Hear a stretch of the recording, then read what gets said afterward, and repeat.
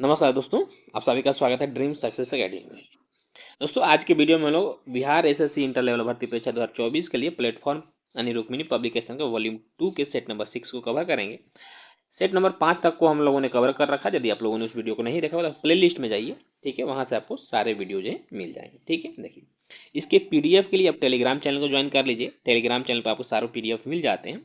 और देखिए, आप कहीं से भी सेट लगा रहे हो, किंतु यहाँ यदि आप लगा रहे हैं और पहली बार हैं तो आपको जो है बिल्कुल निराशा हाथ नहीं लगेगा और यहाँ से जो है आप कुछ ना कुछ अच्छे सीख के जाइएगा। देखिए, यहाँ पे मैं आपको थ्योरी के साथ साथ एक्सप्लेनेशन भी करते जाता हूँ, ताकि जो है चीज़ें जो है आप थोड़ा डीप में जाकर याद कर पाएँ। ठीक है, तो चलिए देखते हैं आज का सेट।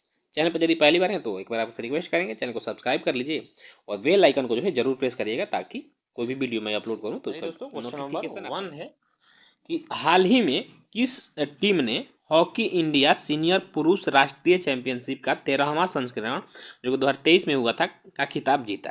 ठीक है, इसका जो खिताब है हॉकी पंजाब ने जीता। हॉकी पंजाब ने हॉकी हरियाणा को हराकर यह खिताब जीता। ठीक है, यदि हम पुरुषों की बात हुई, ठीक है, यदि हम महिला की बात करें, ठीक है, तो महिलाओं की जो राष्ट्रीय चैंपियनशिप का खिताब जीता ये हॉकी मध्य प्रदेश ने जीता। कौन? हॉकी मध्य प्रदेश ने जीता। ठीक है, चलिए नेक्स्ट क्वेश्चन है कि दिसंबर 2023 में भारत सरकार और एशियाई विकास बैंक एडीबी, देखिए एडीबी का मुख्यालय मनीला में है, ने किस राज्य में सड़कों की कनेक्टिविटी और लचीलेपन में सुधार के लिए 175 मिलियन अमेरिकी डॉलर के ऋण पर हस्ताक्षर किए हैं। ठीक है, तो ये जो है आपको मध्य प्रदेश के सड़कों के निर्माण के लिए किया गया। ठीक है, चलिए क्वेश्चन नंबर 3 है कि दिसंबर 2023 में कैम्ब्रिज डिक्शनरी ने, ठीक है, किस शब्द को वर्ड ऑफ द ईयर 2023 चुना है। देखिए ये कैम्ब्रिज डिक्शनरी, देखिए बहुत सारी जो यूनिवर्सिटियां हैं जो अपने स्तर पे जो है हर साल किसी वर्ड को जो है वर्ड ऑफ द ईयर चुनती है, तो एक कैम्ब्रिज डिक्शनरी के द्वारा चुना गया है। तो इसने जो हेलुसिनेट को 2023 का वर्ड ऑफ द ईयर 2023 चुना है। ठीक है, देखिए हॉल्यूसिनेट का अर्थ होता है मति भ्रम। ठीक है, यदि हम यहीं पे बात कर दें आपको कॉलिन्स डिक्शनरी के द्वारा, क्योंकि ये भी क्वेश्चन आता है कॉलिन्स, ठीक है, कॉलिन्स डिक्शनरी ने एआई को, किसको? एआई को जो है 2023 का वर्ड ऑफ द ईयर चुना है। एआई का फुल फॉर्म होता है आर्टिफिशियल इंटेलिजेंस। देखिए आर्टिफिशियल इंटेलिजेंस जो है इस जमाने में जो है बहुत जो है कारगर साबित हो रहा है और यह बहुत सारी चीज़ें जो है ऑटोमेटिक बना के दे देता है। इसके जन्मदाता के रूप में जॉन मैकार्थी को जाना जाता है। कौन? एआई के जन्मदाता जॉन मैकार्थी हैं, याद रखिएगा इसे। ठीक है, ये क्वेश्चन आपसे पूछ सकता है क्योंकि हाल ही में बहुत चर्चाओं में एआई रहा था। क्वेश्चन नंबर 4 देखिएगा कि विश्व एथलेटिक्स चैंपियनशिप 2024, ठीक है, का आयोजन निम्नलिखित में से किस देश में किया जाएगा। तो इसका आयोजन आपको यूके में किया जाएगा। कहाँ? यूके में किया जाएगा। देखिए यूके के अंतर्गत 4 देश आ जाते हैं। ठीक है, कौन कौन सा? याद रखिएगा, इंग्लैंड, ठीक है, वेल्स और स्कॉटलैंड और चौथा आपको हो जाएगा उत्तरी आयरलैंड। उत्तरी आयरलैंड। ठीक है, देखिए जब कभी यूके बोला जाता है तो यूके का मतलब समझिए इसमें इंग्लैंड, वेल्स और स्कॉटलैंड है, आयरलैंड, यह चारों हैं। ठीक है, देखिए जब सिर्फ इंग्लैंड बोला जाएगा तो मतलब यह इंग्लैंड है। इंग्लैंड और वेल्स को जोड़ लीजिएगा तो फिर यह ब्रिटेन बन जाता है। क्या? ब्रिटेन बन जाता है। इंग्लैंड, वेल्स और स्कॉटलैंड को जब जोड़ लीजिएगा तो यह फिर ग्रेट ब्रिटेन बन जाता है। ग्रेट ब्रिटेन बन जाता है। देखो क्वेश्चन, ये क्वेश्चन आपसे बनता है, आशा करता हूँ आपको समझ में आएगी चीज। क्वेश्चन 5 है कि संयुक्त राष्ट्र जैव विविधता ने कवक के महत्व को उजागर करने के लिए कौन सा अभियान शुरू किया है। तो यह जो फंगा अभियान शुरू किया। कौन सा? फंगा अभियान शुरू किया गया। देखिए कवकों के अध्ययन को क्या कहते हैं?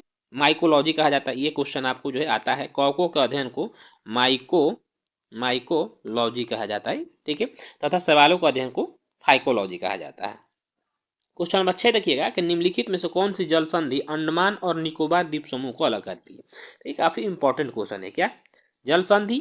जल संधि मतलब देखिए दो जगहों को, ठीक है, एक संकरी जलीय रास्ता को जल संधि हम कहते हैं। ठीक है, देखिए इसको समझिएगा।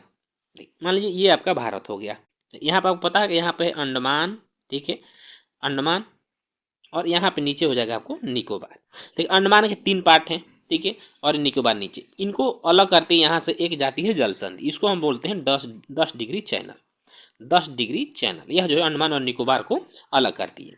यहाँ देखिए, यहाँ पे आपको लक्षद्वीप हो जाएगा छोटा छोटा, यहाँ पे आपको मिनिकॉय हो जाएगा, और यहाँ पे है आपको एक देश मालदीव जो कि हाल ही में चर्चाओं में रहा था। तो यहाँ देखिए, यहाँ पे आपको 8 डिग्री चैनल जाता है, 8 डिग्री चैनल। 8 डिग्री चैनल जो है यह मिनिकॉय को किससे अलग करती है, मिनिकॉय को मालदीव से अलग करती है। ठीक, यहाँ पे ऊपर जाएगा तो 9 डिग्री चैनल आता है। यह जो है आपको मिनिकॉय को लक्षद्वीप की जो कावरती है, लक्षद्वीप की राजधानी कावरती से अलग करती है 9 डिग्री चैनल, और 10 डिग्री चैनल अंडमान निकोबार द्वीप समूह को अलग करता है। इस चीजों को जो है आप याद रखिएगा, काफी इंपॉर्टेंट है। ठीक है, चलिए क्वेश्चन नंबर 7 है कि निम्नलिखित में से किस भारतीय राज्य की कोई तट रेखा नहीं है। देखिए, इसमें से बिहार का जो है कोई भी तटीय रेखा नहीं। तटीय रेखा माने जो जिस राज्य की सीमा समुद्र से लगती हो उसे तटीय रेखा कहता है। तो बिहार का सीमा जो समुद्र से नहीं लगता, इसलिए इसका कोई भी तटीय रेखा नहीं। तो भारत के जो है 9 राज्य ऐसे हैं, कितने, 9 राज्य जिनकी सीमा समुद्र से लगती है और यह तटीय राज्य है। ठीक है, भारत के 7 देशों से जो है जलीय सीमा लगता है, 7 देशों से भारत के जलीय सीमा लगता है। ठीक, इन सब चीजों को मैप के माध्यम से पढ़ते हैं यदि, मैप के माध्यम से, तो आपको चीजें बहुत जल्दी याद होंगी। तो मैप आप अपने पास जरूर रखें, world map and Indian map. ठीक है, साथ में आप यदि बिहार की परीक्षाओं की तैयारी करते हैं उसके लिए आप बिहार मैप को भी जरूर अपने पास रखें, और उससे जो है पढ़कर और स्थान को खोजें कि कौन से जगह जो है कहाँ पे है, कौन सी कंट्री भारत के जलीय सीमा बांधती है, कौन सी स्थलीय बनाती है। तो इससे आपके माइंड में छप जाता है और जल्दी भूलता नहीं है। ठीक है, चलिए नेक्स्ट क्वेश्चन, निम्नलिखित में कौन सा राष्ट्र बिम्स्टेक संगठन का सदस्य नहीं है। देखिए, बिम्स्टेक ऐसा लिखा जाता है, बिम्स्टेक। ठीक है, यदि आपको बिम्स्टेक का फुल नेम पता होगा तो फिर आप इसमें से आसानी से आंसर दे सकते हैं। देखिए, बिम्स्टेक का फुल फॉर्म होता है Bay of Bengal Initiative for Multi Sectoral Technical and Economic Cooperation. क्या, Bay of Bengal Initiative for Multi Sectoral Technical and Economics Cooperation. ठीक है, इसकी स्थापना सन 1997 ईस्वी में हुआ था। ठीक है, 1997 ईस्वी में। यानी कहने का मतलब कि देखिए, ये भारत हुआ, ये बंगाल की आपको खाड़ी है, पता है ये बंगाल की खाड़ी है। तो बंगाल के खाड़ी में आपसी सहयोग बढ़ाने के लिए, ठीक है, यह एक संगठन का स्थापना किया गया। तो जो भी कंट्री जो बंगाल की खाड़ी से लगती हो, यानी वहीं इसके सदस्य हो सकते हैं। तो इसमें देखिए भूटान है, ठीक है, म्यांमार है, नेपाल है, ठीक है, मालदीव जो है ना, मालदीव आपका अरब सागर में पड़ता है, अरब सागर में, इसलिए आपका मालदीव आंसर नहीं होगा। ठीक है, सदस्य नहीं है। अगला क्वेश्चन देखिएगा कि वाचस्पति पुरस्कार दिया जाता है। वाचस्पति पुरस्कार जो है यह संस्कृत साहित्य के क्षेत्र में दिया जाता है और के बिरला फाउंडेशन के द्वारा यह पुरस्कार दिया जाता है। भारतीय मूल के 2 अमेरिकी नागरिक जिन्हें प्रतिष्ठित नोबेल पुरस्कार मिला है वो कौन कौन से हैं। इनसे देखिए, हरगोविंद खुराना एक हो जाएंगे आपके, सुब्रमण्यम चंद्रशेखर जो है भारतीय मूल के अमेरिकी नागरिक थे जिन्हें नोबेल पुरस्कार मिला है। क्वेश्चन नंबर 11 है कि माधव निदान पुस्तक का संबंधित है। माधव निदान पुस्तक जो है यह रोग विज्ञान से संबंधित है और इसमें जो है आयुर्वेद से संबंधित यह पुस्तक है। तो ऑप्शन नंबर ए आपका इधर राइट आंसर। ठीक है, चलिए क्वेश्चन नंबर 12 देखेंगे कि 2011 में किस नए देश की स्थापना हुई थी। देखिए, यदि पिछला सेट आप सेट नंबर 5 को देखेंगे तो इसमें यही अच्छे से जो एक्सप्लेन किए हैं कि 2011 में जो है सूडान से जो है अलग होकर दक्षिणी सूडान एक स्वतंत्र कंट्री बनता है। ठीक है, इसकी राजधानी जो है दक्षिणी सूडान की राजधानी आपको जूबा है, कहाँ, जूबा है। और यदि फिजी की राजधानी पूछ दे तो फिजी की राजधानी आपको सूबा है। इसलिए इसमें आपको कंफ्यूज नहीं होना, इसको 2-3 बार आप लिख के नोट डाउन करके याद करिएगा ताकि आपको याद हो जाए। दक्षिणी सूडान की राजधानी जूबा और फिजी की राजधानी सूबा। देखिए, यह जो है 2011 में जनमत संग्रह के द्वारा अलग हुआ था और यह जो है 196वां कंट्री बना, जो कि लेटेस्ट है। और यूएनओ में यह 193वां कंट्री है। और यूएनओ में पूछा यूएनओ में कितने कंट्री यूएनओ के सदस्य हैं, तो याद रखिए 193 कंट्री जो है यूएनओ के सदस्य, और अंतिम जो है आपको दक्षिणी सूडान ही है। यदि हम पूर्वी तिमोर की बात करें तो पूर्वी तिमोर की राजधानी आपको दिल्ली है, कहाँ, दिल्ली है। ठीक है, क्वेश्चन नंबर 13 है कि तीसरा विश्व हिंदू सम्मेलन का आयोजन नवंबर 2023 में कहाँ आयोजित किया गया। यह बैंकॉक में किया गया है, कहाँ, बैंकॉक में। ठीक है, क्वेश्चन नंबर 14, वर्तमान में भारत के लोकपाल कौन है। प्रदीप कुमार मोहंती जो भारत के वर्तमान में आपको लोकपाल है। गिरीश चंद्र मुर्मू जो सीएजी है। ठीक है, कंप्ट्रोलर ऑडिटर जनरल यानी महानियंत्रक लेखा परीक्षक है। आर वेंकट रमणी जो है यह आपको अटॉर्नी जनरल है। और डी वाई चंद्रचूड़ जो है यह आपको भारत के मुख्य न्यायाधीश हैं। इसे भी जितने भी नाम है काफी इंपॉर्टेंट, जो कि एग्जाम में पूछने की भरपूर संभावना है, इसे आप जरूर याद रखिए। क्वेश्चन नंबर 15 है कि भारतीय संविधान का अनुच्छेद 148 डैश के एक स्वतंत्र कार्यपालक का उपबंध करता है। आर्टिकल 148 का संबंध जो है भारत के नियंत्रक है महालेखा परीक्षक जिसकी बात की है सीएजी से है। ठीक है, देखिए नियंत्रक या महालेखा परीक्षा का कार्य क्या है, तो यह जो है सरकार के आय तथा व्यय पर ध्यान देता है कि सरकार के पास जो है कितनी आय हो रही है और वह व्यय कर रहा है तो किन किन चीज़ों पर व्यय कर रहा है, यह पूरा उसका लेखा जोखा रखता है। इसकी जो है नियुक्ति आपको राष्ट्रपति के द्वारा किया जाता है और इसका कार्यकाल 6 वर्ष का होता है। ठीक है, नियंत्रक या महालेखापरीक्षक सीएजी का जो कार्यकाल 6 वर्ष या 65 वर्ष की आयु, इन दोनों में से जो भी पहले पूरा हो जाएगा यह रिटायर हो जाएंगे। ठीक है, चलिए, और इसे जो है लोक लेखा समिति का सहायक भी कहा जाता है। देखिए 16 से लेकर 30 तक के जो प्रश्न है आपको मैथ और रीजनिंग के, जिसके लिए मैं आपको पीडीएफ दूंगा और वहां से आप इसको बना लीजिएगा। क्वेश्चन 31 है आपका कि भारत में केंद्र और राज्य सरकारों की सभी प्राप्तियों और आय की व्यय परीक्षा करने की जिम्मेदारी निम्नलिखित में से किसकी है? जैसे हम लोगों ने बात किया, नियंत्रक महालेखा परीक्षा की है। नेक्स्ट क्वेश्चन है कि अशोक का रोमनदेही स्तंभ संबंधित है। देखिए अशोक का रोमनदेही स्तंभ जो है यह आपको बुद्ध के जन्म से संबंधित है। किसके? बुद्ध के जन्म से संबंधित है। ठीक, अशोक जो है अपने राज्याभिषेक के 20वें वर्ष जो है लुम्बिनी गया था और वहां जाकर इसने वहां का जो कर था उसको कम किया था। क्वेश्चन नंबर 33, भारत में न्यायिक संगठन की स्थापना किसने किया था? तो लॉर्ड कॉर्नवालिस ने न्यायिक संगठन की स्थापना किया था। ठीक है, लॉर्ड कर्जन के समय 1905 में भारत बंगाल विभाजन हुआ था। ठीक है, बंगाल विभाजन हुआ, लॉर्ड मेयो के शासनकाल में ही अस्थायी जो है जनगणना की शुरुआत की गई थी। अगला क्वेश्चन है कि निम्नलिखित में से कौन रूहेला सरदार अहमद शाह अब्दाली का विश्वास पात्र था? देखिए अहमद शाह अब्दाली ने भारत पर 8 बार आक्रमण किया। यह नादिर शाह, याद रखिए, यह नादिर शाह का क्या था? सेनापति था। नादिर शाह का सेनापति था। नादिर शाह की जब मृत्यु होती तो इसने अफगान में दुरानी वंश का स्थापना किया। किस वंश का? दुरानी वंश का स्थापना किया और भारत पर लगभग 8 बार आक्रमण किया। उसी में से एक फेमस आक्रमण सन 1761 ईस्वी का तो पानीपत का जो तृतीय युद्ध था। ठीक है, पानीपत का तृतीय युद्ध हुआ जिसमें अहमद शाह अब्दाली ने मराठों को बुरी तरह से पराजित किया था और इसका जो विश्वास पात्र था वो आपको नजीब खान था। ठीक है, फिर इसने नजीब खान को मुगल साम्राज्य में मीर बख्शी के पद पर नियुक्त किया था। ठीक है, चलिए देखो क्वेश्चन 35 अच्छा क्वेश्चन है कि स्वामी दयानंद सरस्वती ने आर्य समाज, ठीक है, की स्थापना किस वर्ष किया था? यह 1875 ईस्वी में किया था। देखिए स्वामी दयानंद सरस्वती की यदि बात करें तो इनका मूल नाम जो था, ठीक है, यह मूल शंकर था। क्या था? मूल शंकर था। इनको दयानंद सरस्वती का जो उपाधि है स्वामी पूर्णानंद के द्वारा दिया गया था। ठीक है, इन्होंने एक पुस्तक लिखी थी जिसका नाम था सत्यार्थ प्रकाश। ठीक है, जो कि ये क्वेश्चन जो है आपको एग्जाम में बार बार पूछता था, सत्यार्थ प्रकाश को याद रखेगा, यह दयानंद सरस्वती के द्वारा लिखा गया पुस्तक है। क्वेश्चन नंबर 36 है सामाजिक त्योहार नुआखाई भारत के किस राज्य से संबंधित है? यह आपको उड़ीसा से संबंधित है। उड़ीसा में जो नुआखाई त्योहार मनाया जाता है फसल के होने के उपलक्ष्य में। गिरजा देवी का संबंध किस घराने से है? तो इनका संबंध आपको बनारस घराने से है।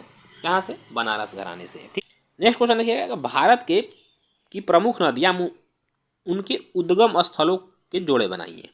यमुना यमुनोत्री से निकलते हैं, कृष्णा जो है यह महाबालेश्वर से निकलती है, गोदावरी नासिक से निकलती है और महानदी जो है सिहावा से निकलती है। तो 1 का 4 बी का 3, 1 का 4 बी का 3 सी का 2, ऑप्शन नंबर आपका ए इधर राइट आंसर हो जाएगा। ठीक है, देखिए यमुना की यदि बात करते हैं, यमुना की सहायक नदियों में कौन कौन सी होता है? केन नदी आ जाता है। ठीक है, बेतवा नदी आ जाता है, रिहंद नदी जो है ये आपको यमुना की सहायक नदी है। कृष्णा की सहायक नदी की यदि बात करते हैं, ठीक है, यहाँ देखिए कृष्णा की सहायक नदी दूध गंगा, ठीक, कंफ्यूज करेगा अब आपको। गोदावरी के सहायक नदियों की यदि हम बात करते हैं, ठीक है, वेन गंगा जो है तथा पेन गंगा यह आपको गोदावरी की सहायक नदी। अगला क्वेश्चन है क्वेश्चन नंबर 39 की कालबेलिया लोक नृत्य किस राज्य से संबंधित है? कालबेलिया लोक नृत्य राजस्थान से संबंधित है। ठीक है, मुद्रा बाजार के असंगठित भाग में क्या है? तो मुद्रा बाजार का जो असंगठित भाग होता है इसमें आपको साहूकार होते हैं। क्वेश्चन 41 के निम्नलिखित में कौन सा न्यूनतम तरल है? जो अचल संपत्ति है ना, यह आपको न्यूनतम तरल है। अब अचल संपत्ति के अंतर्गत जो आपका निजी भूमि होता है, क्या आपका जो निजी भूमि होता है, ठीक है, घर होता है, ये आपको अचल संपत्ति के अंतर्गत आते हैं। ठीक है, चलिए क्वेश्चन नंबर आपका देखिए, यहाँ ट्रेजरी बिल दिया, जब कभी सरकार को, ठीक है, पैसे की जरूरत पड़ती है तो वह ट्रेजरी बिल के माध्यम से पैसा इकट्ठा करता है। ठीक है, चलिए क्वेश्चन नंबर 42 है कि निम्नलिखित में से किससे महात्मा गांधी ने ढहते हुए बैंक पर आहरित उत्तर दिनांकित चेक कहा था? तो ये आपको क्रिप्स मिशन जो कि सन 1942 ईस्वी में आया था, इसको महात्मा गांधी ने ढहते हुए बैंक का यानी पोस्ट डेटेड चेक कहा था। ठीक है, चलिए इस सम्मेलन सन 1931 ईस्वी को हुआ था। ठीक है, द्वितीय गोलमेज सम्मेलन आपको इरविन गांधी इरविन समझौते के बाद में हुआ था। गांधी इरविन समझौता आपसे पूछ देता है कब हुआ था। ठीक है, गांधी इरविन समझौता आपको 5 मार्च सन 1931 ईस्वी को हुआ था। इसके बाद जो है गांधी जी जो है द्वितीय गोलमेज सम्मेलन में भाग लिए थे। पूना पैक्ट आता है कब हुआ था? 1932 ईस्वी में महात्मा गांधी बी आर अम्बेडकर के बीच में हुआ था। अगला क्वेश्चन है कि नमक सत्याग्रह के समय गांधी जी के गिरफ्तार हो जाने के बाद आंदोलन के नेता के रूप में उनका स्थान किसने लिया था? तो उनका स्थान अब्बास तैयब जी ने लिया था। ठीक है, नमक सत्याग्रह कब हुआ? सन 1930 में, जिसे सविनय अवज्ञा आंदोलन के नाम से हम लोग भी जानते हैं। ठीक है, चलिए क्वेश्चन नंबर आपका 44 है कि पूना समझौता महात्मा गांधी और किनके बीच में लड़ा हुआ था? तो पूना समझौता जैसा कि पता है बी आर अम्बेडकर और महात्मा गांधी के बीच में हुआ था। 1857 ईस्वी के निम्नलिखित क्रांतिकारियों में से किसका वास्तविक नाम रामचंद्र पांडुरंग था? तो रामचंद्र पांडुरंग नाम जो था यह आपको तात्या टोपे का था। ठीक है, यह तात्या टोपे जो नाना साहब के सेनापति थे। ठीक है, और इन्होंने अंग्रेजों को काफी परेशान किया। लास्ट में जो है यह इन्हें इनके एक मित्र मानसिंह के द्वारा धोखा दे दिया गया और इन्हें जो है गिरफ्तार कर फांसी दे दिया गया था। ठीक, देखिए 45 से लेकर 60 तक के जो प्रश्न हैं आपको मैथ और रीजनिंग के, अब आगे 61 से हम लोग क्वेश्चन देखेंगे। 61 के चावल किस प्रकार की जलवायु का पौधा है? तो यह उष्ण आर्द्र जलवायु का पौधा है। 1946 ईस्वी के कैबिनेट मिशन का नेतृत्व किसने किया था? 1946 ईस्वी में कैबिनेट मिशन है जिसमें 3 सदस्य थे। 3 सदस्य में जो सर पैथिक लॉरेंस थे यह इसके अध्यक्ष थे, यानी कि इन्हीं के द्वारा जो है इसकी अध्यक्षता की गई थी। और कैबिनेट मिशन के तहत ही भारत में संविधान सभा का स्थापना किया गया था। इसे भी जरूर याद रखिएगा। क्वेश्चन नंबर 63 है, ठीक है, मिनर्वा मिल्स व अन्य बना भारत सरकार विवाद में उच्चतम न्यायालय के निर्णय के पश्चात मूल अधिकार एवं निदेशक तत्वों के महत्व के संबंध में क्या स्थिति है? सबसे पहले समझिए कि मिनर्वा मिल्स था भारतवाद संघ जो सन 1980 में हुआ था और यह जो काफी चर्चित वाद था। इसमें वैधानिक दृष्टि से निदेशक तत्वों की तुलना में मूल अधिकारों को उच्चता की स्थिति प्रदान की गई थी। ऑप्शन नंबर बी आपका सही आंसर हो जाएगा। ठीक है, देखिए इसमें सुप्रीम कोर्ट ने स्पष्ट किया था कि न्यायालय को न्यायिक समीक्षा का अधिकार है और संविधान का आधारभूत ढांचा घोषित करने का भी अधिकार है। ठीक है, अगला क्वेश्चन देखिएगा कि 6 माह की अवधि से अधिक समय तक आपातकाल को जारी रखने के लिए, देखिए मान लीजिए कभी आपातकाल लग गया, ठीक है, तो वह 6 महीने तक आपको पता है कि वैलिड रहता है। यदि 6 महीने से अधिक समय तक उसे जारी रखना तो क्या करना होता है? तो उसके लिए ये प्रति 6 माह बाद संसद की स्वीकृति आवश्यक होती है, यानी कि एक बार आपातकाल लग गया वो 6 महीने के लिए वैलिड है। ठीक है, 6 महीने बाद जब खत्म होगा तो यदि फिर आवश्यकता है कि नहीं अभी आपातकाल को जो है जारी रखना चाहिए तो फिर उसको संसद की मंजूरी लेनी पड़ती है। यदि संसद से मंजूरी मिल जाती है तो फिर जो यह 6 माह तक रहेगा। ठीक है, देखिए ऐसे ही यदि संसद से मंजूरी मिलती रहेगी तो यह अनंत काल तक रह सकता है, किंतु उसके लिए 6 माह पे प्रत्येक 6 माह पे संसद से मंजूरी लेनी पड़ेगी। देखिए यह जो प्रावधान है यह 44वां संविधान संशोधन जो कि सन 1978 ईस्वी में हुआ था इसके तहत किया गया था। इससे पूर्व जब 42वां संविधान संशोधन हुआ था जिसे हम लघु संविधान के नाम से भी जानते हैं, इंदिरा गांधी के समय, जिसमें कि काफ़ी जो है संविधान को बदलने की कोशिश की गई थी। और आपको बता दूं कि 42वें संविधान संशोधन में राष्ट्रपति के सारे अधिकार छीन लिए गए थे। इसी में यह प्रावधान किया गया कि यदि एक बार देश में आपातकाल लग जाता है तो फिर मंत्रिमंडल के ऊपर डिपेंड करता है कि वो कब तक आपातकाल को जो है जारी रख सकता है, यानी उसके मन मर्जी है, जो यानी सरकार में सत्ता पक्ष है पर जो डिपेंड करता था, ठीक है, कि कब तक वह रख सकता। किंतु फिर इसको चेंज किया गया और 44वें संविधान संशोधन की जनता पार्टी की जब सरकार है तो इसके तहत यह किया गया कि नहीं, उसके लिए आपको संसद की मंजूरी प्रत्येक 6 महीना पे लेना पड़ेगा। ठीक है, चलिए देखिए 3 प्रकार से आपात लगते हैं। आर्टिकल 352 जो है राष्ट्रीय आपात लगता है। राष्ट्रीय आपात जो है 3 तरह से आपात लगते हैं: युद्ध, सैन्य विद्रोह और जब कोई बाह्य आक्रमण, यानी कि जब कोई बाहरी देश आक्रमण करते हैं। ठीक है, बाह्य आक्रमण, जब ये 3 प्रकार की स्थितियां देश में उत्पन्न होती है तब आपको 352 यानी राष्ट्रीय आपातकाल लगता है। ठीक है, आर्टिकल 356 का राष्ट्रपति शासन लगता है, ठीक है, राज्यपाल के संस्तुति के आधार पे। और आर्टिकल 360 के तहत आपको वित्तीय आपात लगता है, जो कि अभी तक कभी भी लगा नहीं है भारत में। वित्तीय आपात जब देश में जो है वित्त की क्राइसिस हो तो यह आपात लगाया जा सकता है। चलिए नेक्स्ट क्वेश्चन है, क्वेश्चन नंबर 65 है कि बांग्लादेश को पाकिस्तान से आज़ादी कब मिली? सबको पता हो, सन 1971 ईस्वी में पाकिस्तान को बुरी तरह से जो है भारत और बांग्लादेश सेनाओं ने मिलकर हराया था। नेक्स्ट क्वेश्चन है गुट निरपेक्ष आंदोलन, जिसे हम नाम क्या नॉन अलाइनमेंट मूवमेंट के नाम से जानते हैं, के संदर्भ में निम्नलिखित कथनों पर विचार करना। इसकी उत्पत्ति सन 1955 में आयोजित बोर्डूम सम्मेलन से हुआ था। देखिए बिल्कुल सही है। सदस्यता के लिए एक शर्त के रूप में गुटनिरपेक्ष आंदोलन के राज्य बहुपक्षीय सैन्य गठबंधन का हिस्सा नहीं हो सकते। ये भी आपको सही है। तो उपरोक्त में से क्या बताना आपको, कौन सा कथन सही है? तो 1 और 2 जो है आपको दोनों सही है। ठीक है, चलिए नेक्स्ट क्वेश्चन देखिएगा कि निम्नलिखित में से कौन सा सुमेलित नहीं है? देखिए, रूस की राजधानी मॉस्को है, सही है। कनाडा की राजधानी ओटावा है। ऑस्ट्रेलिया की राजधानी कैनबरा है। ठीक है। चीन की राजधानी संघाई। चीन की राजधानी संघाई नहीं है, चीन की राजधानी आपको बीजिंग है। क्या है? चीन की राजधानी बीजिंग है। ठीक है। संघाई जो है चीन का सबसे बड़ा शहर है, किंतु राजधानी नहीं है। ठीक है। क्वेश्चन नंबर 68, एक व्यक्ति लंदन से वारसा के लिए एक सीधी रेखा खींचता है। देखिए, इसे यदि आप मैप से देखिएगा ना तो आपको डेनमार्क आ जाएगा। ऑप्शन नंबर डी हो जाएगा। ठीक है, चलिए अगला क्वेश्चन है कि 2001 की जनगणना के अनुसार निम्नलिखित में से किस राज्य में सर्वाधिक 9 लिपियां प्रचलित हैं? तो यह पश्चिम बंगाल में जो है आपको 9 लिपियां प्रचलित हैं। अगला क्वेश्चन है कि निम्नलिखित में कौन सा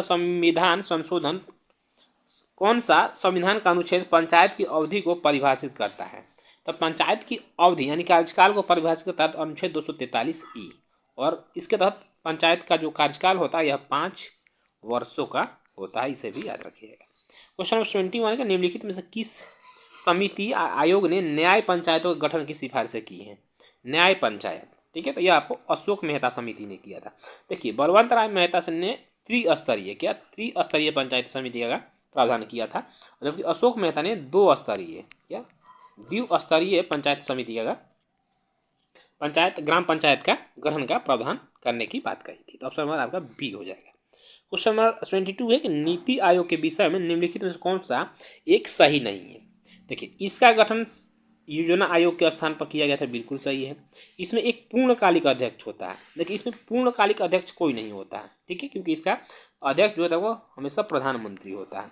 प्रधानमंत्री चेंज होंगे तो इसका अध्यक्ष भी चेंज हो जाएगा, तो इसलिए यह पूर्णकालिक अध्यक्ष नहीं होगा। ठीक है, ऑप्शन नंबर बी आपका गलत है। ठीक है, इसका गठन जनवरी 2015 में किया गया था। यह सहकारी संघवाद के सिद्धांत पर आए थे। तीनों कथन सही है, बी को छोड़कर। अगला क्वेश्चन है कि निम्नलिखित में से कौन सा कार्यक्रम जो है रोजगार से संबंधित नहीं है?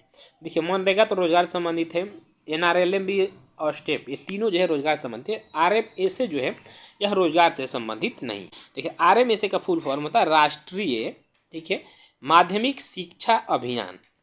ठीक है, यानी कि माध्यमिक शिक्षा तक पहुंच को बढ़ाने के लिए यह कार्यक्रम जो है 2009 ईस्वी में स्टार्ट किया गया था, RMSA। तो यह जो है आपको रोजगार से संबंधित नहीं है। नेक्स्ट क्वेश्चन है कि निम्नलिखित में कौन सी पुस्तक रोमन लेखक वरिष्ठ प्लिनी द्वारा लिखी गई है? नेचुरल हिस्ट्री जो यह प्लिनी के द्वारा लिखा गया है। किसके द्वारा? प्लिनी के द्वारा। क्वेश्चन नंबर 25 है अब कि कौन सा अधिनियम प्रतिनिधित्व लोकतंत्र को भागीदारी लोकतंत्र में बदलता है, जिससे जमीनी स्तर पर लोकतांत्रिक संस्थाओं के विकास में एक महत्वपूर्ण कदम माना जाता है? यह जो 73वां संविधान संशोधन अधिनियम बना। 73वां संविधान संशोधन अधिनियम के तहत जो पंचायत है, ठीक है, उसको संवैधानिक दर्जा, याद रखिए, संवैधानिक दर्जा प्राप्त किया है, संवैधानिक दर्जा दिया गया था। ठीक है, तो इसलिए जो है आपको लोकतांत्रिक व्यवस्थाओं के विकास में एक महत्वपूर्ण कदम माना जाता है। ऑप्शन नंबर डी आपका सही आंसर है। ठीक है, देखिए 76 से लेकर 90 तक के प्रश्न मैथ और रीजनिंग के हैं। 91 क्वेश्चन अब देखेंगे हम कि जफर खां, ठीक है, दिल्ली सल्तनत के निम्नलिखित में किस शासक का प्रसिद्ध सेनापति था? तो जफर खान जो अलाउद्दीन खिलजी का जो है एक प्रसिद्ध सेनापति था, अलाउद्दीन खिलजी का जफर खान। ठीक है, अगला क्वेश्चन है कि भारत में किस वर्ष में प्रस्तुत किए गए बजट को काला बजट कहा जाता है? याद रखिएगा, तो ये काला बजट कहा जाता है। तो काला बजट जो 1973-74 में बजट पेश हुआ था, इसको काला बजट के नाम से जानते हैं। क्यों जानते हैं? क्योंकि इस बजट में 550 करोड़ रुपए का, याद रखिएगा, 550 करोड़ रुपए का क्या हुआ था? घाटा हुआ था, इसलिए इसे काला बजट के रूप में जानते हैं। ठीक, बजट का संबंध हमारे संविधान के आर्टिकल 112 में है। अगला क्वेश्चन है अंग्रेजों द्वारा अंतर्देशीय, ठीक है, उत्प्रवास वो अधिनियम कब लागू किया गया था? अंतर्देशीय उत्प्रवास अधिनियम जो है सन 1859 ईस्वी में लागू किया गया था। क्यों किया गया था? तो देखिए, जो भी चाय के बागान में जो मजदूर काम करते थे, उन्हें बिना अनुमति जाने का आदेश नहीं था। तो मजदूर जो है काफी संन्यास और ये बिन बताए अंग्रेजों को जाने लगे थे। तो अंग्रेजों ने इनसे जबरदस्ती काम कराने लगे, इसलिए जो है यह एक्ट लाया गया था। क्वेश्चन नंबर 94 है, निम्न में कौन सी पर्वत चोटी जो है भारत में है? देखिए, नमचा बरवा, यह चाइना में है। ठीक है, यानी तिब्बत। मकालू पर्वत नेपाल में है, मकालू पर्वत नेपाल में है, अन्नपूर्णा नेपाल में है, कामेत जो है यह आपको भारत में है। ऑप्शन नंबर सी आपका राइट आंसर हो जाएगा। ठीक है, चलिए क्वेश्चन नंबर 95 है कि कौन से मूल अधिकार केवल भारतीय नागरिकों के लिए उपलब्ध हैं? तो अनुच्छेद 15, 16, 19, 29 और 30, ऑप्शन नंबर ए। ये जो अधिकार है मौलिक अधिकार, ठीक है, ये सिर्फ भारतीयों को प्राप्त है, बाकी जितने भी इसको छोड़ के अधिकार है वो आपको भारतीयों के साथ साथ सभी व्यक्तियों को प्राप्त है, चाहे वो विदेशी हो चाहे जो भी हो। अगला क्वेश्चन है कि निम्नलिखित में कौन से कथन सत्य हैं? COP28 को नई दिल्ली भारत में आयोजित करने का प्रस्ताव रखा गया है। COP28 का आयोजन भारत में नहीं होगा। पहला संयुक्त राष्ट्र जलवायु परिवर्तन सम्मेलन 1995 में आयोजित किया गया था, ये आपको सही है। ठीक है, पहला संयुक्त राष्ट्र जलवायु परिवर्तन 1995 में आयोजित किया गया था।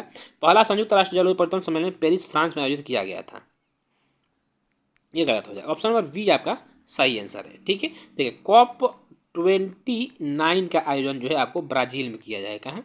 ब्राजील में किया गया जाएगा। 28वां का शायद मिस्र में किया गया था, एक बार देख लीजिएगा लोग। ठीक है, चलिए नेक्स्ट क्वेश्चन है कि विज्ञान की वह शाखा जिसका उद्देश्य मानव की आनुवंशिक गुणवत्ता में सुधार करना, उसको क्या कहा जाता है? तो उसको आपको यूजेनिक्स कहा जाता है। क्या? यूजेनिक्स कहा जाता है। क्वेश्चन 98 है, नोबेल पुरस्कार विजेता ग्लेन टी सीबोर्ग के सम्मान में अमेरिकी शोधकर्ताओं द्वारा किस कृत्रिम तत्व को अस्थायी रूप से सीबोर्गियम नाम दिया गया है? ठीक है, यह तत्व 106 को दिया गया है। अगला क्वेश्चन है कि म्यूटिक अम्ल का वैज्ञानिक नाम क्या है? देखिए म्यूटिक अम्ल का वैज्ञानिक नाम HCl होता है, यानी हाइड्रोक्लोरिक अम्ल। ऑप्शन नंबर ए आपका सही हो जाएगा। H2SO4 को हम सल्फ्यूरिक अम्ल के नाम से जानते हैं, जो कि अम्लों का राजा कहा जाता है इसको। क्वेश्चन नंबर 100 है कि गुणसूत्र बने होते हैं। देखिए गुणसूत्र जो होते हैं ये DNA एवं प्रोटीन के बने होते हैं। ऑप्शन नंबर सी हो जाएगा। 101 नंबर के डैश के 3 सक्रिय रूप रेटिनल रेटिनोरेटिनॉइड एसिड होते हैं। यह विटामिन ए का रासायनिक नाम है। किसका? विटामिन ए का। विटामिन डी का कैल्सीफेरॉल, विटामिन बी का थायमिन, विटामिन सी का एस्कॉर्बिक एसिड। ये सारे जो है रासायनिक नाम जरूर याद रखिए। क्वेश्चन नंबर 102 है कि सिद्धांत ये जो है आपको क्या कहलाता है? तो यह हाइजेनबर्ग की अनिश्चितता सिद्धांत है। हाइजेनबर्ग की अनिश्चितता सिद्धांत है। ठीक है, चलिए क्वेश्चन 123 है, कौन सा पेशी युग में अनैच्छिक पेशियों के रूप में कार्य करता है? तो अनैच्छिक पेशियों के रूप में कार्य करता है चिकनी पेशियां हो जाएगा और आपको हृदय पेशियां हो जाएगा। यह जो है आपको अनैच्छिक पेशी के रूप में काम करता है। तो ऑप्शन नंबर बी आपका जो है सही आंसर हो जाएगा। है कि वह वर्ग चुनिए जिनमें साझे लक्षण सबसे अधिक संख्या में पाए जाते हैं। तो देखिए सबसे अधिक संख्या में पाए जाते हैं जो साझे लक्षण हैं, यह एक स्पीसीज के 2 व्यष्टियों में। Option number A. Question number 105 एक एम्फीबिनो में नहीं होता है। तो एम्फीबिनो में क्या नहीं होता है? इनमें सल्क यानी कांटे नहीं होते हैं। ठीक है, देखिए एम्फीबिनो वे जंतु होते हैं जो जल तथा स्थल दोनों पर निवास करते हैं। ठीक है, चलिए देखिए 106 से लेकर 120 तक के जो प्रश्न है आपके, यह मैथ और रीजनिंग है। बाकी 121 से फिर आपके प्रश्न स्टार्ट होते हैं। क्वेश्चन 121 है कि निम्नलिखित में से किसकी कमी से वर्णांधता और कमजोर दृष्टि की समस्या होती है? तो विटामिन ए की कमी से वर्णांधता रोग होता है। ठीक है, कैल्शियम की कमी से आपको हड्डियों में दर्द होता है, हड्डियां कमजोर होती है। विटामिन के की कमी से यदि हो जाएगा तो रक्त का थक्का नहीं बनता है। अगला क्वेश्चन है कि 2 kg द्रव्यमान का कोई पिंड किसी घर्षणहीन क्षैतिज इमेज पर 4 मीटर प्रति सेकंड के नियत वेग से फिसल रहा है। इस वस्तु की इसी वेग से गति बनाए रखने के लिए आवश्यक बल की आवश्यकता कितनी पड़ेगी? तो यह 0 न्यूटन की आवश्यकता पड़ेगी। क्वेश्चन नंबर 123 है कि यदि ए बी सी डी तथा ई के परमाणु क्रमांक 9, 11, 17, 12 तथा 13 है तो अतः कौन सा युग्म समान समूह से है? यह जो है समूह ए तथा सी से है। 17वें वर्ग में 17वें वर्ग के जो तत्व है उसको हैलोजन वर्ग श्रेणी में रखा जाता है। अगला क्वेश्चन है कि निम्नलिखित में से कौन सा ICANN का सही पूर्ण रूप है? ICANN का जो सही पूर्ण रूप है यह है the internet corporation for assign names and numbers. यह क्या है? यह जो है एक गैर लाभकारी संस्था है और यह निजी संगठन है, तो प्राइवेट प्रॉपर्टी है, जो कि इंटरनेट प्रबंधन का निकाय करते हैं। ठीक है, ऑप्शन नंबर बी आपका सही है। क्वेश्चन नंबर 125 है कि शक्कर के इस परिवर्तन में क्या होता है? देखिए शक्कर दिया हुआ यहाँ कार्बन डाइऑक्साइड, इसका ऑक्सीकरण करा रहा है। यह क्या है? तो इसका ऑक्सीकरण हो रहा है। ठीक है, देखो ऑक्सीकरण में ऑक्सीजन को ग्रहण किया जाता है। क्या? ऑक्सीजन को ग्रहण किया जाता है। अगला क्वेश्चन है कि यौनारंभ पर वृषणों का निम्नलिखित में से कौन सा कार्य नहीं होता? यानी जो वृषण होता है उसका क्या कार्य नहीं है? तो जनन कोशिकाओं का निर्माण करना। टेस्टोस्टेरोन का स्तरण करना है। यह वृषण का कार्य है, यह वृषण का कार्य है, किंतु यहाँ नहीं है। तो अपरा का विकास तथा एस्ट्रोजन, एस्ट्रोजन का निर्माण का नहीं, यह जो है आपको वृषण का कार्य नहीं है। ऑप्शन नंबर क्या हो जाएगा आपको? Option number C. ठीक है, अगला क्वेश्चन देखिएगा कि निम्नलिखित में से कौन से विलयन में विद्युत का चालन नहीं होता है? तो विद्युत का चालन किस में नहीं होता है? तो एल्कोहल और ग्लूकोज, ठीक है, इसमें आपको विद्युत का चालन नहीं होता है। ठीक है, इसलिए यह विद्युत का है, यह विद्युत का कुचालक होता है। अगला क्वेश्चन है, गलत वाक्य बताना है आपको, इसमें से क्या है? तो एक कोशिकीय यूकैरियोटिक जीवों को प्रोटिस्टा के अंतर्गत रखा जाता है, बिल्कुल सही है। ह्यूटेकर द्वारा कोशिका संरचना, पोषण, स्रोत एवं प्रक्रिया को ध्यान में रखते हुए जीवों को 5 जगत में वर्गीकृत किया गया था। क्वेश्चन आपसे यहाँ से देखिए बन सकता है कि जीवों को 5 जगत में वर्गीकृत किसने किया, विभाजन किसने किया? तो यह ह्यूटेकर ने किया था, ये भी सही है। मोनेरा जगत एवं प्रोटिस्टा जगत दोनों स्वपोषी अथवा विषम पोषी होते हैं, सही है। मोनेरा जगत के जीवों में सुस्पष्ट केंद्रक होता है। देखिए, मोनेरा जगत के जीवों में सुस्पष्ट केंद्रक नहीं होता है। तो ऑप्शन नंबर डी आपका जो है यहाँ पे गलत हो जाएगा। ठीक है, गलत हो जाएगा ऑप्शन नंबर डी। अगला क्वेश्चन है कि निम्नलिखित में से कौन सा कोलाइड का गुण नहीं है? इसमें से बताना कोलाइड का गुण कौन सा नहीं है। ये कोलाइड इससे गुजरने वाले प्रकाश पुंज को प्रकीर्णित नहीं कर सकता है। कोलाइड प्रकाश पुंज को प्रकीर्णित करता है और यह इसका गुण है, तो इसलिए यह आपको गलत हो जाएगा। पी प्रतिरोधकता वाले एक धातु के तार को 4 बराबर भागों में काटा जाता है। प्रत्येक भाग की प्रतिरोधकता कितनी होगी? तो प्रत्येक भाग की जो प्रतिरोधकता होगी वो आपको पी ही होगा। ठीक है, प्रतिरोधकता का एसआई मात्रक ओम मीटर होता है, इसे भी जरूर याद रखिएगा। क्वेश्चन 131 है, यदि स्प्रिंग में धारा प्रवाहित की जाती है, ठीक है, तो स्प्रिंग क्या होगा? तो स्प्रिंग संकुचित हो जाएगा।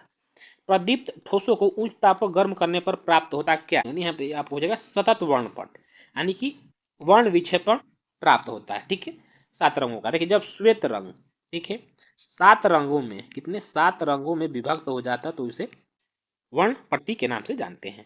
क्वेश्चन 133, पदार्थों के निम्नलिखित वर्गों में से कौन से वर्गों में केवल अजैव निम्नकरणीय वस्तुएं शामिल हैं? अजैव निम्नकरणीय वस्तुएं, पॉलीथीन, प्रक्षालक, पीवीसी, ये आपको अजैव निम्नकरणीय है। और आपको प्लास्टिक, वैकेट, डीडीटी। तो ऑप्शन नंबर 2 और 4 जो है यह आपको अजैव निम्नकरणीय वस्तुएं हैं। ठीक है, क्वेश्चन 134 के निम्नलिखित में से कौन से अपरदन को सरल अकार्बनिक पदार्थों में निम्नीकृत कर सकता है? यह कॉकी एंजाइम निम्नीकृत कर सकता है। एस्बेस्टस के कारण होने वाला रोग है, एस्बेस्टस के कारण एम्फेसेमा रोग होता है। कौन सा? एम्फेसेमा रोग एस्बेस्टस के कारण होता है। ठीक है, तो दोस्तों इस तरह बाकी 136 से लेकर 150 का प्रश्न मैथ और रीजनिंग के हैं। तो इस तरह से आज का प्रैक्टिस सेट नंबर 6 हमारा समाप्त होता है। आपका सेशन जो है आपको कैसा लगा कमेंट करके आप जरूर बताइएगा। चैनल पर यदि पहली बार है तो चैनल को सब्सक्राइब जरूर करिएगा, साथ ही बेल आइकन को जरूर प्रेस करिएगा और अपना फीडबैक जरूर दें कि आपको प्रैक्टिस सेट कैसा लगता है। फिर मिलेंगे इसके नेक्स्ट एपिसोड में, तो प्लीज जय हिंद, वंदे मातरम।